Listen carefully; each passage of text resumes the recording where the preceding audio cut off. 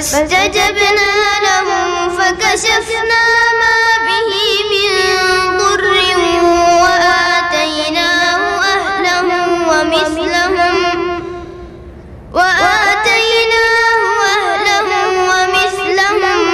معهم رحمة من عندنا وذكرى للعابدين. وإسماعيل وإدريس وذا الكفل كل من الصابرين وأدخلناهم في رحمتنا إنهم من الصالحين. وذا النون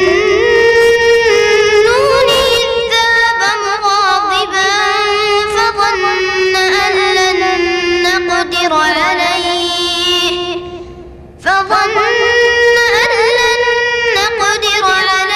فنادى في الظلمات أن لا إله إلا أنت